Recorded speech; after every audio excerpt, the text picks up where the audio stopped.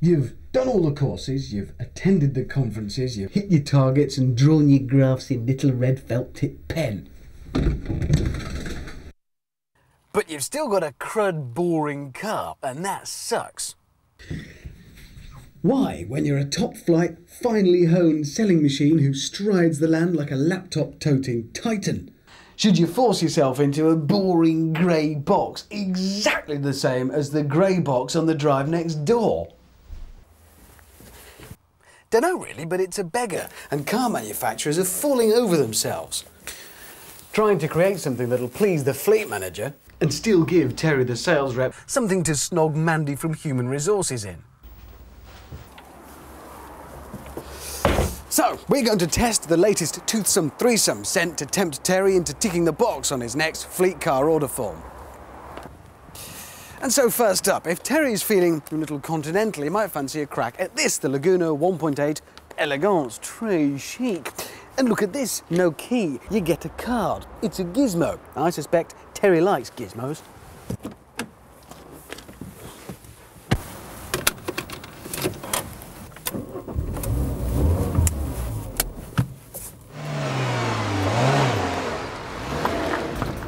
The Laguna has always been a firm favourite with the fleets, and this still relatively new version is managing to continue the trend. And it does manage to look just a little bit different. It stands out from the crowd a bit, enough. Not so much as to frighten the fleet manager, but enough to make Terry, well, a bit interested.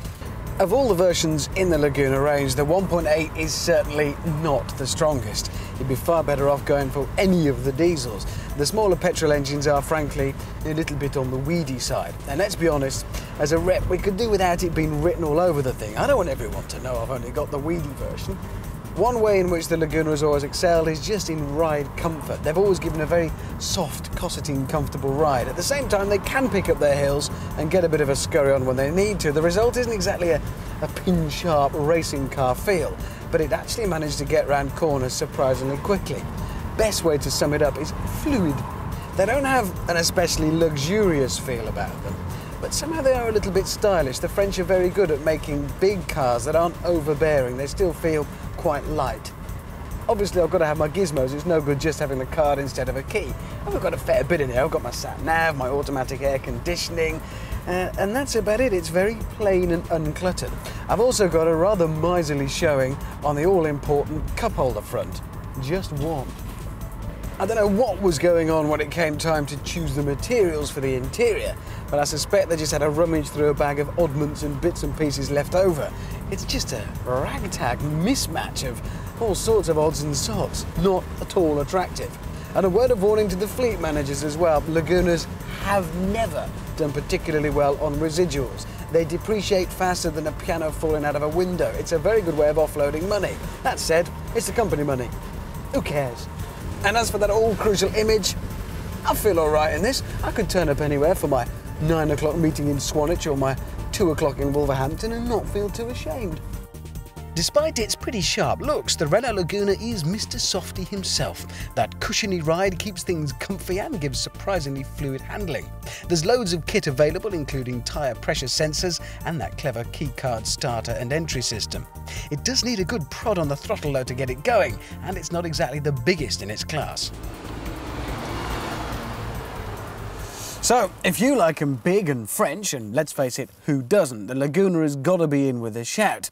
I do have some reservations about the rather dodgy interior, but then the exterior looks good, maybe we could forgive it that. We couldn't possibly be talking about executive cars or retmobiles without mentioning one of the greatest old stagers, the Vauxhall Vectra. Now replaced, of course, with the new Vauxhall Vectra. We're all the same. We watch entranced as some long-haired Jessie in a velvet suit paints some punter's walls puce on the telly in the name of interior design. But then when we get to being cute, we head straight for the aisle marked beige. It's the same with cars. This is what we buy. Okay, so the Vectra is hardly going to set your world on fire. It's not a car you're going to have a poster of on your wall, but it is a car used and driven by tens of thousands of people every day. When you spend half of your life in a car, you do start to notice even the smallest things, so fleet buyers are a pretty demanding bunch. No point giving the thing a pretty face if your backside goes numb after an hour in the driver's seat and there's nowhere to put your coffee cup. The interior has been worked out to the tiniest degree. Build and trim quality are improved over the outgoing model. There's loads of adjustment for drivers to settle in for those motorway marathons, and it manages to be extremely quiet once on the move.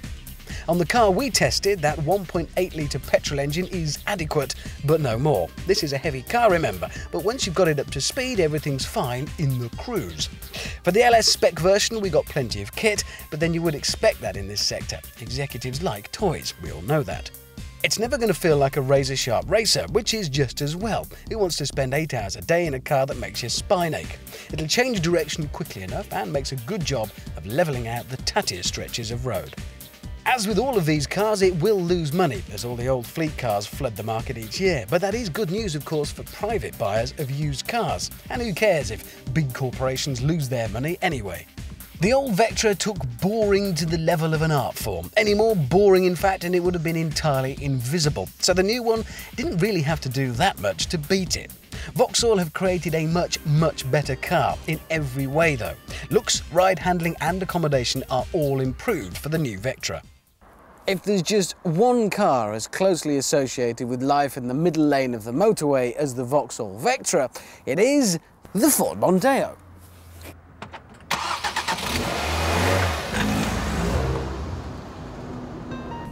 When the new Mondeo first hit the scene, everyone was saying, oh yeah, it has VW Passat levels of build quality and comfort. Cobblers it does, but it's not far off. This is quite possibly the ultimate rep tool in many ways. On the motorway it's whisper quiet, it is pretty comfortable for a car in this class, but at the same time it's a decent drive, certainly sharp enough. I don't want it any sharper, I'm not entering Le Mans in the thing, I'm just trying to negotiate the M5, M6 interchange. The 1.8-litre engine is powerful enough, don't get too excited, but then is it really worth speccing up to the V6 level when you could be into what? BMW territory? We're talking base cooking repmobiles here, and when it comes to that, the Mondeo takes some beating. But, and it is a big but, it's a Mondeo. I mean, at some point somebody's going to say to me, so Terry, what'd you drive? Mondeo, mate. Lucky me. The interior as well seems to have been designed by a 13-year-old boy desperately trying to be grown up. It's got manly touches of chrome and silver, all mismatched in different types of metal and plastic. Frightfully grown up, yet amazingly drab and dreary plastics. Horribly mismatched. I can't believe, given the money spent on developing this car, it still looks this childish inside. On the all-important gizmo front, well, we've got them all here. If you get to some of the top-spec cars, they go berserk, but we've got enough. We've got aircon. I think we've got some sort of sat-nav CD changing combination, but hey, I'll have more than enough time in the multi-storey car parks to work that one out in between appointments. The old Stager itself, it may be the butt of many a repmobile joke, but it's still one of the most competent mile munchers on the market. Built to get the job done, it's smart, comfortable, well-equipped, well-built and safe. It's just, well, a Mondeo. If you can get over the fact that you're driving Milton Keynes on wheels, it's the business. If you're actually about to choose your next company car, or maybe you're about to buy a car in this sector with your own money, here's some useful tips to help you do so. This week we're looking at executive saloons, those gas-guzzling motorway mile munchers. So just what is the appeal of buying into this sector? We're already seeing people coming from bigger cars down to smaller cars for the same sort of comforts. What the manufacturers are looking to do now with the company car tax in place is to reduce the emissions on the cars. So you're finding that a lot of the bigger vehicles, that engine sizes are coming down, but the manufacturers are increasing the performance and reducing the emissions. Who's the buyer in this sector, and has it changed over the last few years? People are tending to come in and look at more, asking me what the emissions are of a car. Now, a few years ago, people weren't very interested in what the emissions on a vehicle were, but now that's one of the main questions when they come in. When you do decide to buy a car in this sector, what factors are going to influence your decision? Everybody's been coming in panicking. You know, what's the CO2s, what's all this about, what's the changes. We tend to find we've sold a lot more diesel cars. So are these cars seen as aspirational or purely as a functional tool? They're still aspirational, but not the size of the car anymore. You won't see I don't think we'll see the big heavy lumps of cars anymore. I think they will tend to die away and people will go for slightly smaller car, more sporty image. I think there'll always be a marketplace for the big executive car, but you're going to find that the executive market, I think the engine sizes are going to decrease along with the emissions as well. In part 2 of Car File, we continue our look at mega motorway mile munchers with this, the new Nissan Primera. The old Primera was always a good car in a crud suit. The new one, well, the suit looks a lot better, but the car, find out after the break.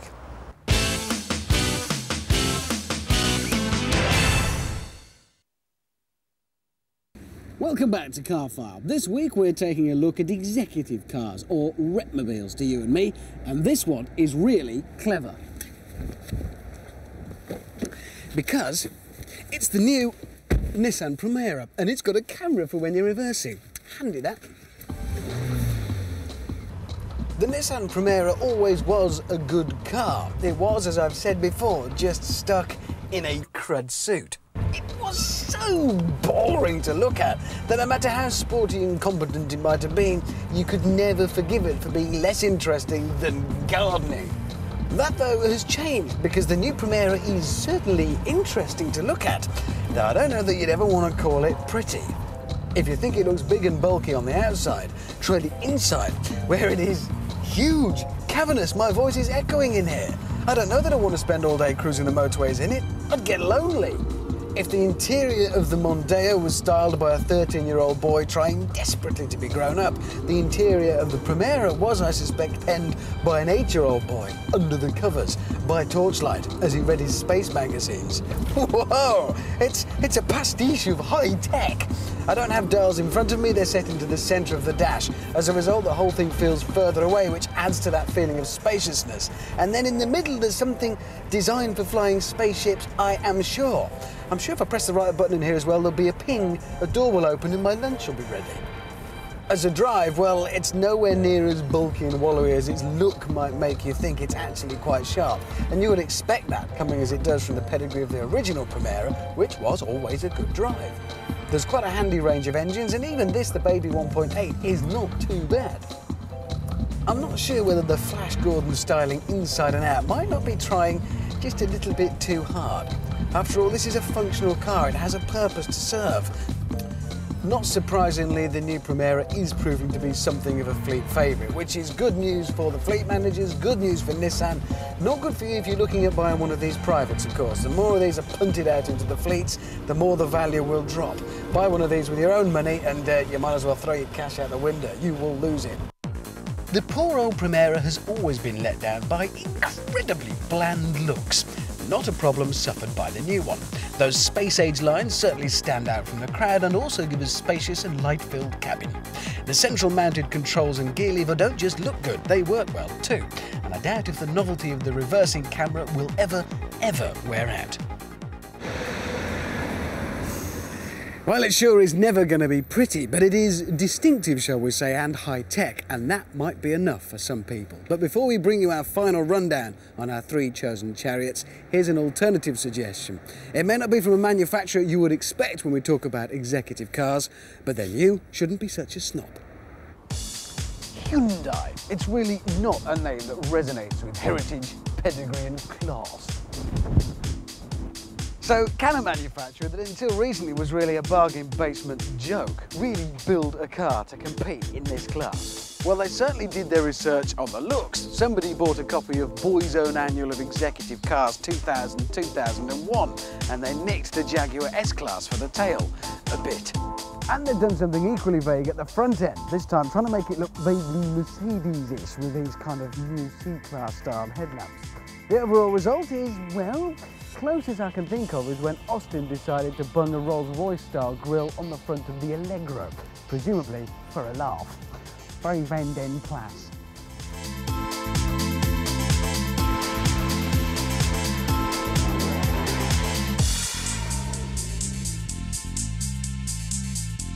Your driving experience of the Sonata largely depends upon your expectations. If you're not expecting much, then it could be a pleasant surprise actually. You've got a choice. You can have a 2-litre 4-cylinder engine, or as we've got here, a V6 2.7 litre. Cost is 14.5 and 17.5 grand respectively. And it's not at all bad, there's enough grunt, certainly. Where it starts to fall down is if you're expecting Mercedes levels of ride and handling, because they're not there. You do feel smaller bumps, it feels a bit soggy to steer, but then it's not a pin-sharp racing machine, it's for businessmen and women to bollop away when they're hooning up and down the motorway. They just want to be comfy, and it is.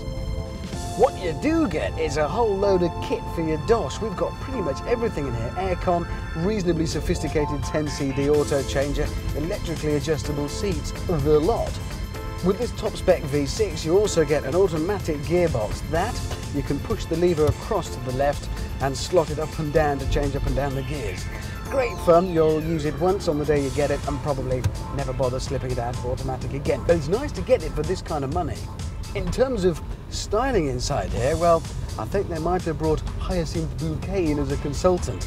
Loads and loads of plastic wood that ain't fooling anyone. I'm sure somewhere in here there's a potpourri holder. It's a little over the top. Of course, they are going to face one problem. What they're trying to do is educate businessmen and women to a new idea and say, throw away all your preconceptions about buying a classy brand. Buy one from us, it's a lot cheaper, you get a lot of kit and it'll do the job.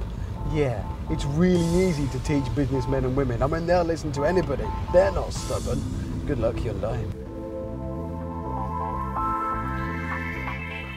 It would be all too easy to go berserk and congratulate the Hyundai just for not being crud. Hooray!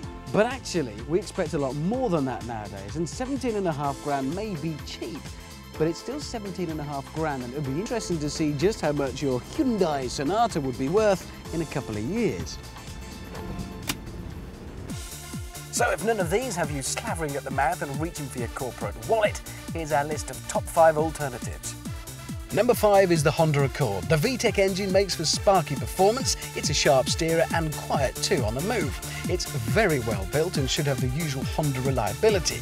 It's not all that big though compared to the rest, neither is it desperately frugal with the fuel.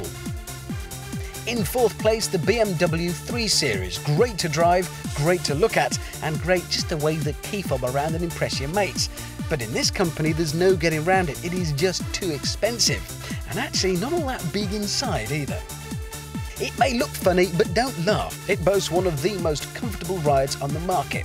That's thanks, of course, to Citroen's hydro-pneumatic suspension, which also manages to stop the thing leaning too far on corners. Citroen chuck in a load of goodies to the C5 to keep us happy, including automatic rain-sensing wipers and lights that come on in the dark. Another posh one sneaking in here, the X-Type is Jaguar's first ever go at building a compact executive, and it's a cracker. It may not handle as sharply as the Beamer or feel as high quality as the equivalent Merc or Audi, but it's got a better badge by far. For us today though, again, it's just too darned expensive to make it to top place. When it comes to combining build quality, image, durability, comfort, space, reliability and value, our number 1 contender here has to be the VW Passat. It may not be the most sizzling drive, but that is about its only failing. It looks good in an understated sort of way, feels as well screwed together as an Audi, can cover truly astronomical mileages and is as safe as houses too. So, crunch time for our trio of company car park kings. Which one will be gracing the director's slot? And which one lurking in the janitor's bay? So let's work through our 5 categories. Remember, there are 5 points available for each car in each category. First up, it is performance, and with the fastest 0 to 60 time of just 9.6 seconds, the Mondeo dashes straight into the lead with 3.5 points. It's followed closely by the Primera, which is still quick and earns 3 points. The slightly more sedate Laguna trails in last place and gets a still respectable 2.5 points.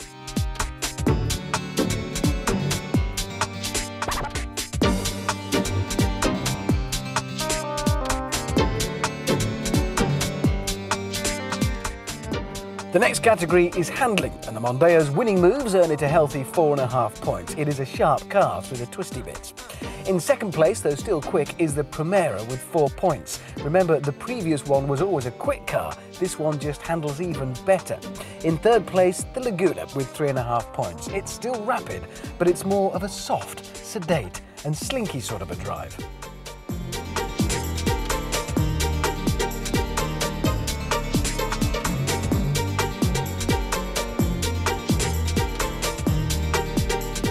The Mondeo gets 2.5 points. It is a sharp looker, but hardly an oil painting. The Primera is big and bold, but maybe not to everyone's taste, so again a rather safe 2.5 points there. And finally, the Laguna. It manages to be a good mix of the conservative and the certainly avant-garde. It gets 3 points.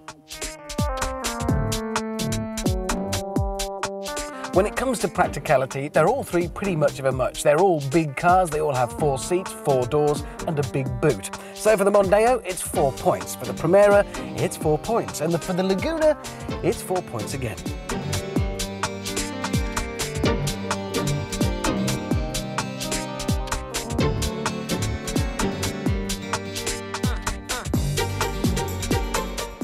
Finally, value for money. Well, the Mondeo wins hands down here with 4 points. Somehow it manages to be just about the cheapest of the three.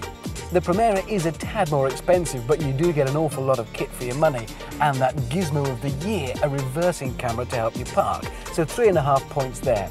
The Laguna isn't all that well priced. It is a little costly compared to the rest, though it does have plenty of kit, so nothing too bad, with 3 points.